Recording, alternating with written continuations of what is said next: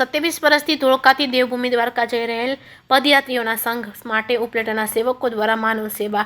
છેલ્લા 27 વર્ષથી ઉપલેટામાં ધોળકાથી દ્વારકા જઈ રહેલા પદયાત્રીઓનો સંઘનું રાજકોટ જિલ્લાના ઉપલેટા ગામમાં આગમન થતા પંથકમાં સેવકો દ્વારા માનવતાભેર કાર્ય કરી સંઘમાં ચાલીને જઈ રહેલા પદયાત્રીઓ માટે વિશેષ માનવ સેવા પૂરી પાડવામાં આવી છે. ત્યારે આ સેવા અને સુવિધાઓની સંઘમાં આનંદની લાગણી જોવા મળી છે. રાજકોટ જિલ્લાના ઉપલેટાના સેવકો દ્વારા ધોળકાથી લઈને દ્વારકા સુધી પદયાત્રા કરનાર ભક્તો અને શ્રદ્ધાળુઓ માટે સેવકો અને આગેવાનો દ્વારા ખાસ વ્યવસ્થા કરી માનવ સેવાનું ઉત્તમ ઉદાહરણ પૂરું પાડી સંઘ માટે વિશેષ સેવા પૂરી પાડી છે.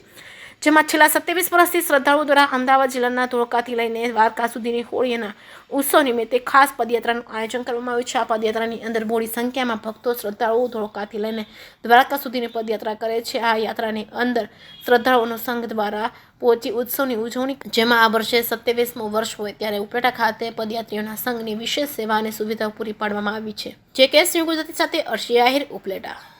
મારું નામ ભાવિકા મોહનભાઈ દેસાઈ છે. મારું ગામ ચલોડા છે. અમે ધોળકાથી દ્વારકાનો જે પગપાળા સંઘ છે એમાં આવીએ છીએ. મારું વર્ષ 3 આ ત્રીજું વર્ષ છે. અમને ખૂબ સારો અનુભવ રહ્યો છે અને ધોળકાથી દ્વારકા સુધીનું આ 27મું વર્ષ છે. રસ્તામાં અમને ખૂબ સારી સુવિધાઓ મળે છે. સવારે 3 વાર, બપોરે 3 વાર, જેટલી વખત ચાલે એટલી વખતે જ્યાં કેમ્પ લગાવ્યો છે એની સિવાય બી રસ્તામાં અમને સારા ચાની સ્ટોલ, કેટલી હોટલ ઉપર બધી સુવિધાઓ, ચા પાણી નાસ્તાની સગવડ અમને સારી રીતે મળી શકે છે. મારું નામ રોહનભાઈ માલજીભાઈ રબારી, ગામ ધોળકા. ધોળકાથી દ્વારકા પગપાળા યાત્રા સંઘ છેલ્લા 27 વર્ષથી અમે બધા ભેગા મળી આનું આયોજન કરીએ છીએ. અમારી સાથે જમવાની વ્યવસ્થા, પાણી, મિનરલ વોટરની વ્યવસ્થા તથા રસ્તામાં મળતી ચા પાણી નાસ્તાની સેવાનો લાભ લઈએ છીએ. બપોરનું આજનું રોકાણ અમારું ડુમિયાણી પટેલ સમાજમાં હતું. ત્યાં રહેવા રોકાવાની વ્યવસ્થા કરવામાં આવી હતી. ત્યારબાદ ઉપલેટાથી આગળ ઈસરા પાટિયા પટેલ ઇન્ડસ્ટ્રીઝમાં અમારું રાત્રિ રોકાણ છે. ત્યાં પણ રહેવા રોકાવાની વ્યવસ્થા કરવામાં આવી છે. અમારું આગામી રોકાણ ચૌટા આયર સમાજની વાડીમાં છે.